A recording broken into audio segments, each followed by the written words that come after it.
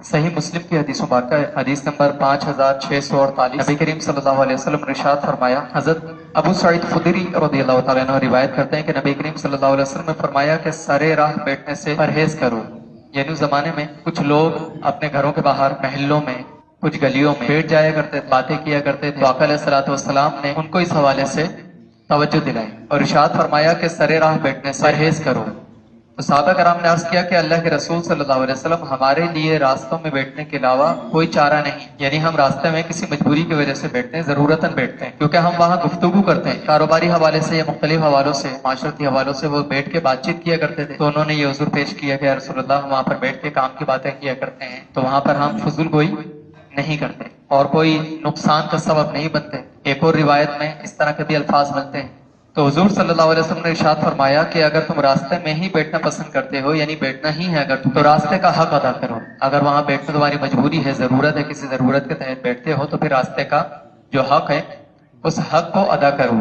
صحابہ کرام نے عرض کیا کہ اس کا حق کیا ہے، راستے کا حق کیا ہے، ہم کیسے اس کو ادا کریں؟ تو آپ نے فرمایا کہ نگاہیں نیچی رکھو۔ راستے کا حق آپ نے ارشاد فرمایا کہ نگاہیں نیچی رکھنا، تکلیف دہ چیز کو دور کرنا، سلام کا جواب دینا، نیکی کا حکم کرنا اور برائی سے روکنا۔ یہ مسلم اور بخاری کی روایت ہے۔ اس کے علاوہ ایک اور روایت جو حضرت امام ابو داؤد نے حضرت ابو سعید خدری رضی اللہ تعالیٰ عنہ سے روایت کی ہے، اس میں کچھ الفاظ کا اضافہ ہے اور انہوں نے ایک یہ بھی اضافہ کیا کہ لوگوں کو راستہ بتانا، راستے کے حقوق میں سے یہ بھی ہے کہ لوگوں کو راستہ بتانا۔ جو کوئی بھٹکا ہوا آپ کو ملے تو آپ اس کو راستہ بتا دیں، اس کی مدد کر دیں۔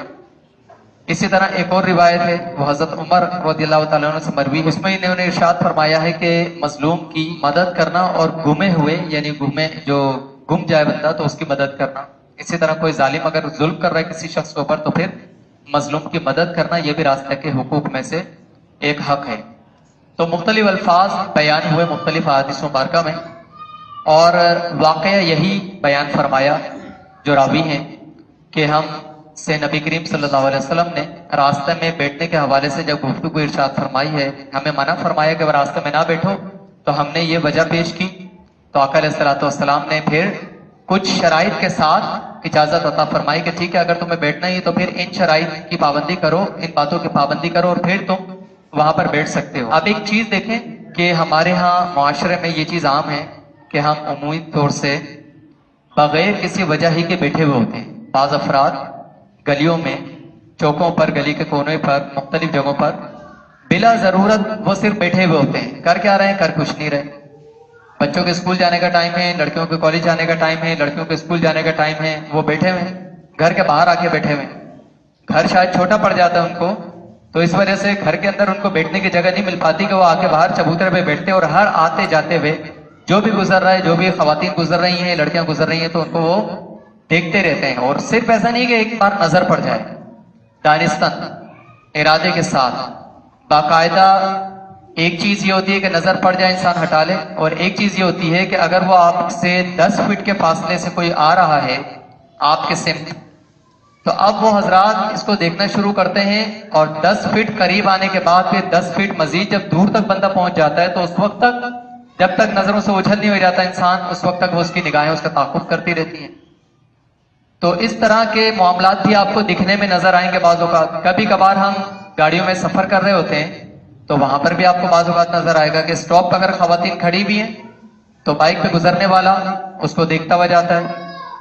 تو یہ چیزیں نظر کی حفاظت کے لیے بہت ضروری ہیں ہر معاملے میں، چاہے آپ اپنے موبائل میں دیکھ رہے ہیں کچھ، چاہے آپ اپنے ٹی وی میں دیکھ رہے ہیں، یا آپ گزرتے ہوئے راہ چلتے ہوئے دیکھ رہے ہیں۔ نبی کریم صلی اللہ علیہ وسلم نے جو ارشاد فرمایا کہ اپنے نگاہیں نیچی رکھو، تو یہ چیز صحابہ کرام سے ارشاد فرمائی، جبکہ صحابہ کرام تو انتہائی پاک نفوس تھے، تو وہ تربیت کے لیے، تعلیم امت کے لیے جب صحابہ کرام کو یہ تعلیم فرما رہے ہیں، تو پھر ہم اور آپ کس کھیت کی منی ہیں، ہم کس درجے میں ہیں، ہمارے دل کتنے صاف ہیں یہ ہم اور آپ بہتر جانتے ہیں۔ میں اپنے بارے میں بہتر جانتا ہوں، تو ہر بندہ اپنے اوپر غور کرے کہ اس کا دل کتنا پاک صاف ہے۔ اور اگرچہ پاک صاف ہی کیوں نہ ہو، لیکن قرآن کریم میں تو نگاہ جھکانے کا حکم آ گیا، مردوں کے لیے بھی، عورتوں کے لیے بھی۔ سورہ نور میں خواتین کے لیے حکم جو دیا گیا ہے، اس سے پہلے مردوں کو حکم دیا گیا ہے کہ اپنے نگاہوں کی حفاظت کریں، مرد اپنی نگاہوں کو نیچی رکھیں، پہلے مردوں کے لیے حکم آیا ہے۔ اور اس کے بعد پھر خواتین کے لیے حکم آیا کہ خواتین بھی اپنی نگاہوں کی حفاظت کریں، اپنی نگاہوں کو نیچی رکھیں.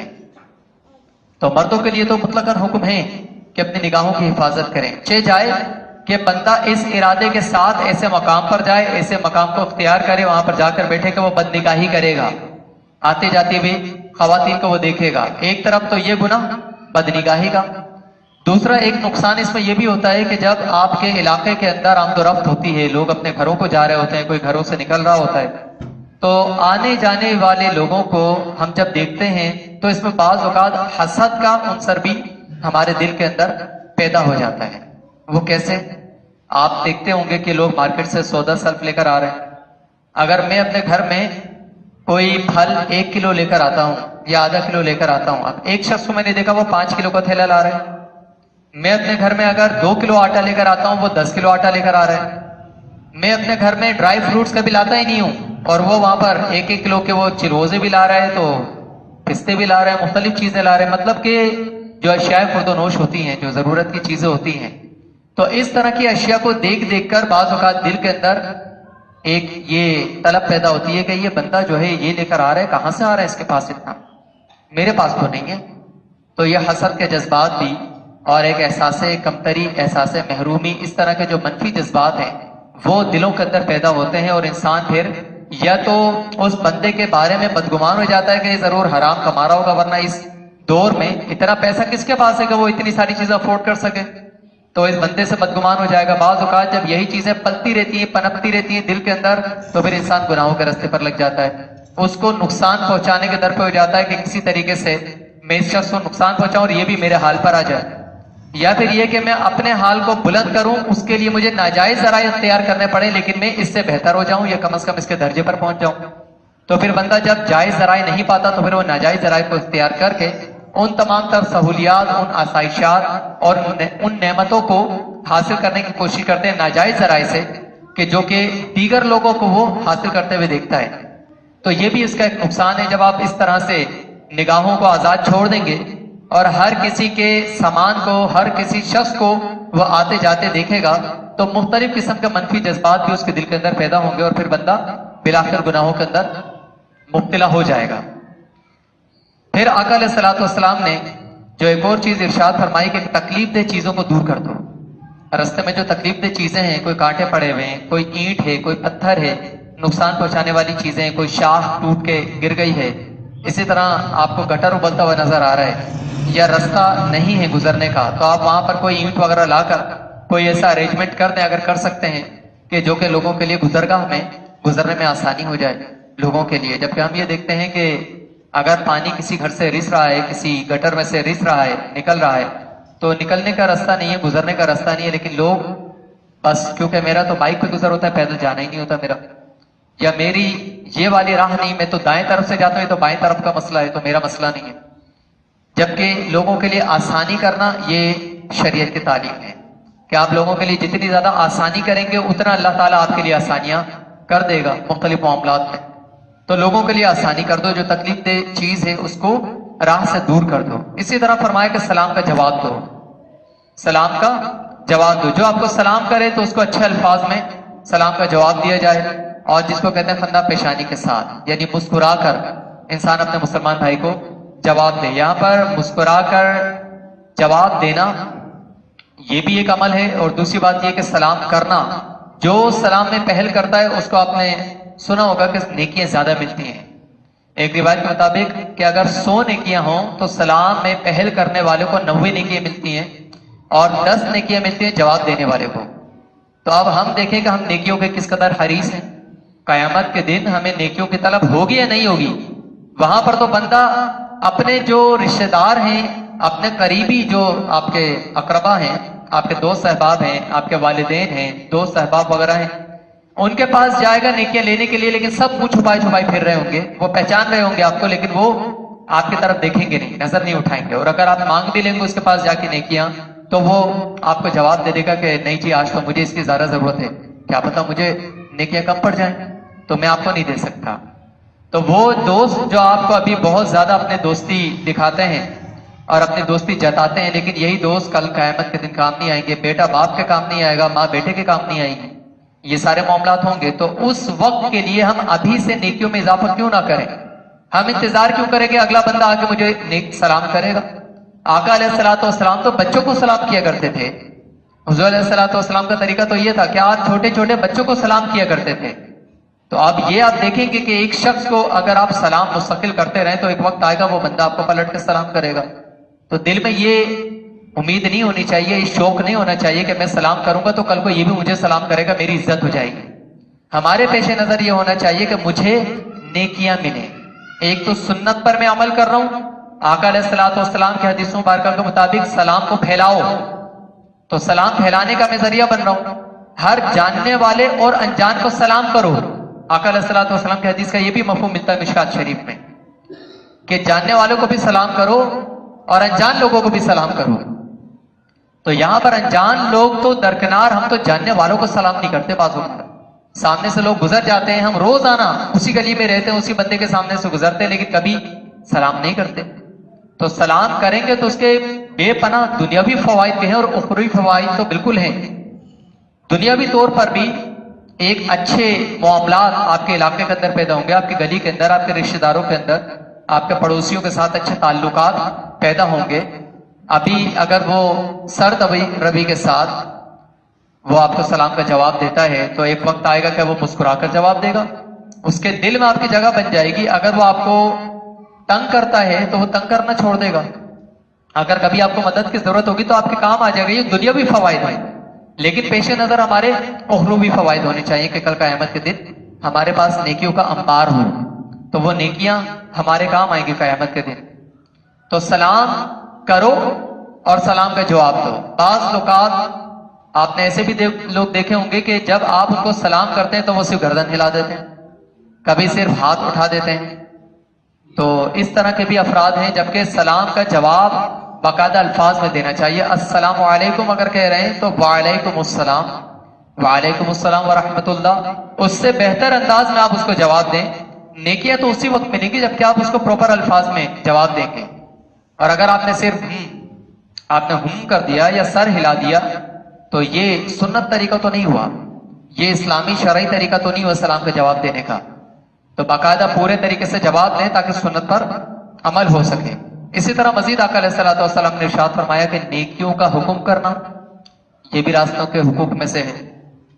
تو آپ جب بیٹھنا ہی ٹھہرا کہ وہاں پر بیٹھ رہے ہیں کسی جگہ پر، آپ مثال کے طور سے آپ کے گھر کے باہر کوئی شخص آپ کا دوست آ گیا آپ سے ملنے کے لیے اور آپ چند منٹس کے لیے باہر گئے اور اس سے سلام دعا کر رہے ہیں، اس سے بات چیت کر رہے ہیں کچھ دیر کے لیے.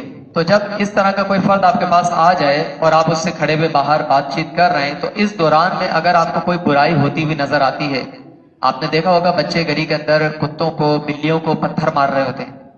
کوئی بلی کوئی کتا کسی جگہ پر آرام کر رہا ہے، سخت گرمی کے دن ہے، وہ کسی گاڑی کے نیچے بیٹھا ہوا ہے. تو اب بعض اوقات بڑے یعنی چھوٹے تو چھوٹے بڑے افراد بھی آپ کو نظر آئیں گے کہ وہ جانوروں کو لاتے مارتے ہیں فضول، یعنی بلا ضرورت. ایک تو چیز یہ ہوتی ہے کہ آپ کے گھر کے اندر چھوٹے بچے ہیں اور ان کا گلی کے اندر آنا جانا ہوتا ہے اور وہاں پر کوئی کتا ایسا بیٹھا ہوا ہے جس سے آپ کو یہ ڈر ہے کہ یہ میرے بچوں کو کاٹ نہ لے. تو ٹھیک ہے اگر آپ کسی ضرر سے بچنے کے لیے اس کو ہٹاتے ہیں اپنے گھر کے پاس سے تو بات سمجھ میں آتی ہے، لیکن وہ تو کتا بے ضرر ہے. عموماً کتیا جو ہوتی ہے وہ ہوتی ہے اپنے بچوں کے حوالے سے بہت زیادہ سینسیٹیو اور وہ نقصان پہنچاتی ہے، کتے نہیں پہنچاتے عموماً. تو آپ کے گلی کے اندر اگر کتا ہے یا کوئی بلی ہے، بلی تو ویسی بے ضرر ہے، آپ کو پتہ ہے نقصان پہنچانے والا نہیں ہے، ایک عرصے سے رہ رہا ہے ہماری گلی کے اندر، کبھی اس نے کاٹا نہیں، کبھی بھونکا نہیں کسی کے اوپر، لیکن وہ ایک شوق ہوتا ہے ان کو، بچپن کی شرارت ہوتی ہے نا، وہ بڑے ہونے کے بعد بھی ان کے اندر ان کے خون کے اندر شامل رہتی ہے. تو وہ کبھی ان کو لات مار رہے ہوتے ہیں، کبھی ڈنڈے مار رہے ہوتے ہیں، کبھی پانی پھینک دیتے ہیں، کبھی وہ پانی جو منہ میں پان کھا رہے ہیں تو وہ اس کے اوپر تھوک دیتے ہیں. تو یہ عمل کرنے سے آپ کو فائدہ کیا ہوا؟ اگر کوئی فائدہ ہوا تو بتائیے. اور کیا اس عمل کو کرنے سے آپ کو نقصان ہوا؟ بالکل نقصان ہوا. ہر جاندار کو جو آپ نے ستایا ہے تو آپ کو اس کا جواب دینا پڑے گا قیامت کے دن. جانوروں کے بارے میں بھی حضور علیہ الصلوۃ والسلام نے ارشاد فرمایا کہ اگر ایک سینگ والے بکرے نے ظلمن کسی بغیر سینگ والے بکرے کو ٹکر ماری ہے دنیا میں تو قیامت کے دن ان دونوں کے درمیان بھی حساب کتاب چکتا کیا جائے گا اور بغیر سینگ والے بکرے کو سینگ عطا کیے جائیں گے اور اس سے کہا جائے گا کہ جس طرح سے تجھے ٹکر پڑی تھی تو بھی اس کے پیٹ پہ ٹکر مار اور اپنا حساب پورا کر، اور پھر جب ان کا حساب کتاب پورا ہو جائے گا پھر ان کو مٹی کر دیا جائے گا۔ تو قیامت کے دن تو ان جانوروں کے ساتھ جو آپس کے معاملات ہیں ان کا بھی حساب کتاب کیا جائے گا، تو پھر میں اور آپ کیسے بچ سکتے ہیں؟ میں نے بغیر کسی وجہ کے جب اس کو ڈنڈے سے مارا ہے، اس کے اوپر سردیوں کے اندر ٹھنڈا ٹھنڈا پانی ڈال دیا ہے، اس کو کسی بھی طور پر نقصان پہنچائے، تو قیامت کے دن میں کیسے اس کا جواب دوں گا؟ میرے تو سمجھنے کے جو اعمال ہیں ان میں کمی ہو جائے گی۔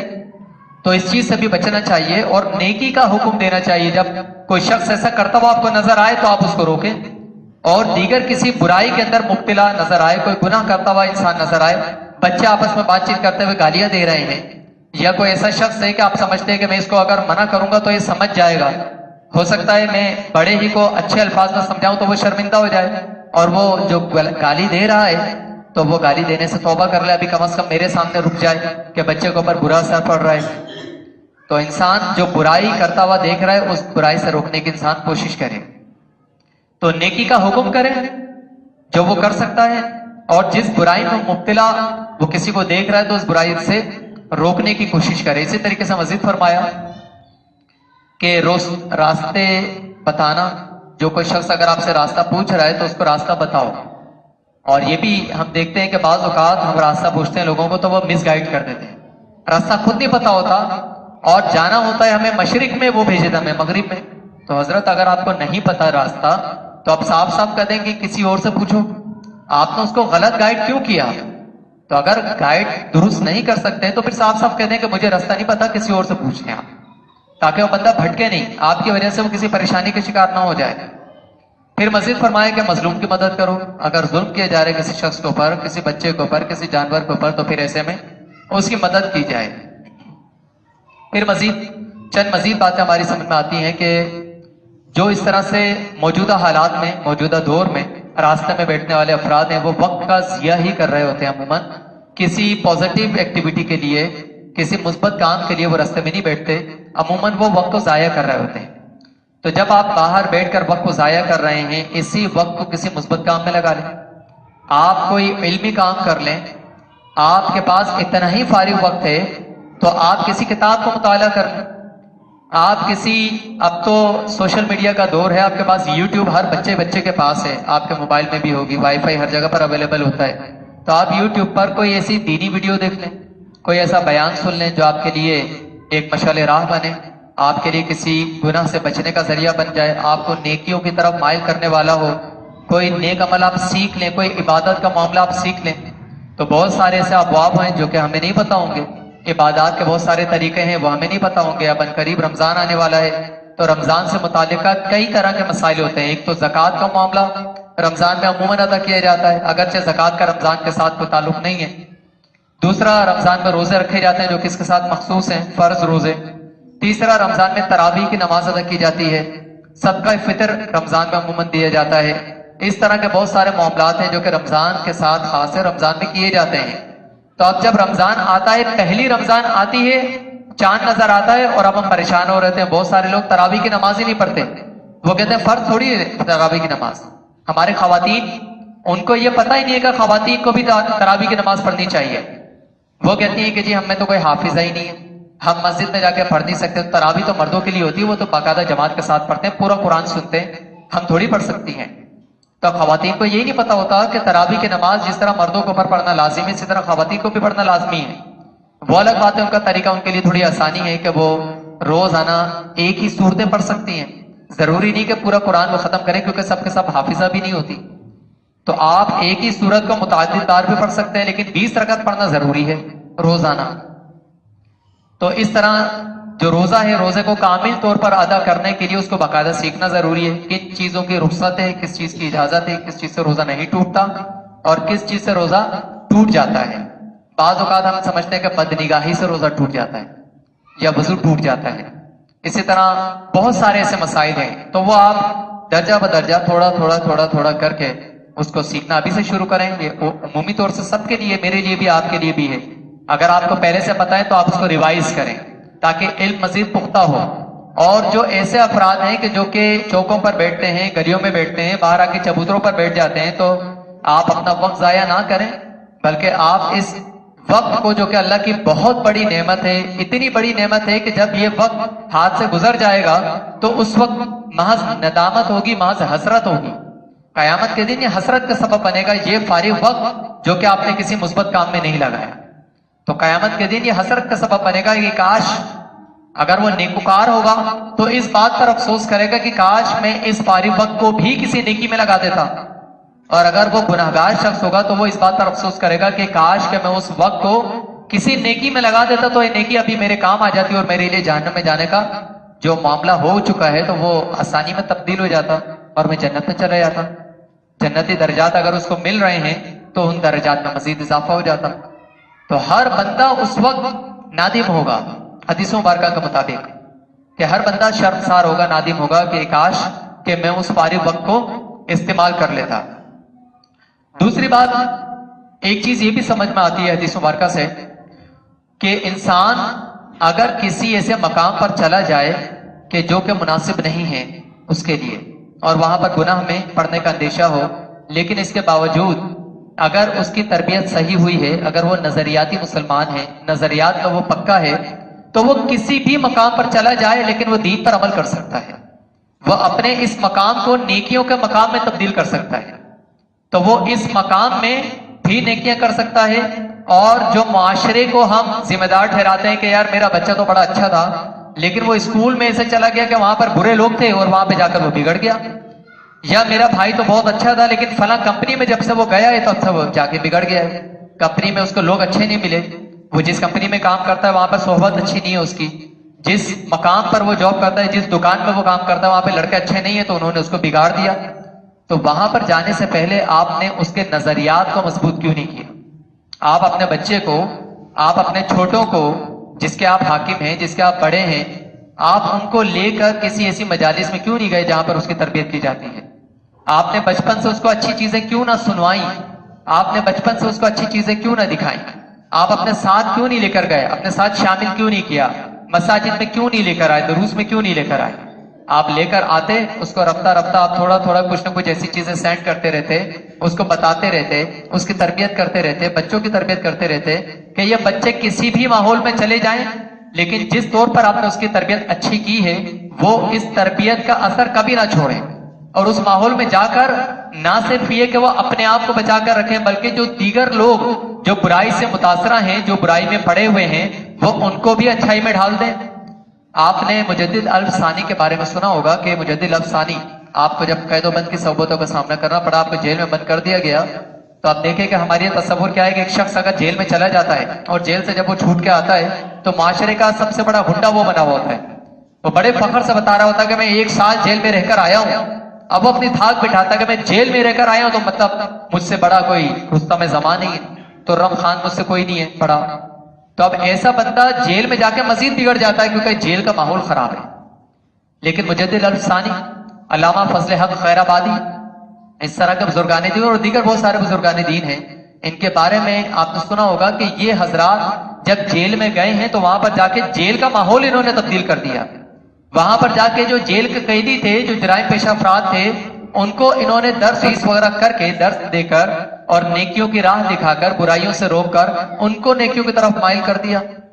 تو یہ حضرات تو وہ تھے کہ جو کہ ماحول کچھ بھی مل جائے وہ سازگار اپنے لیے بنا لیتے ہیں. تو ہمیں بھی چاہیے کہ ہم بجائے اس کے کہ معاشرے کو ذمہ دار ٹھہرائیں کہ یار میں تو اچھا تھا جب تک میں فلاں جگہ پر تھا، جب تک فلاں تنظیم کے ساتھ تھا، جب تک فلاں جماعت کے ساتھ تھا، اس وقت تک میں نیک تھا، لیکن جب سے میری نیک صحبت چھوٹی ہے تو بس پھر میں اب برائی میں پڑ گیا ہوں، میری نماز بھی چھوٹ گئی، میرے سر سے ٹوپی بھی اتر گئی اور میں بد نگاہ بھی ہو گیا، میں برائیوں میں پڑ گیا.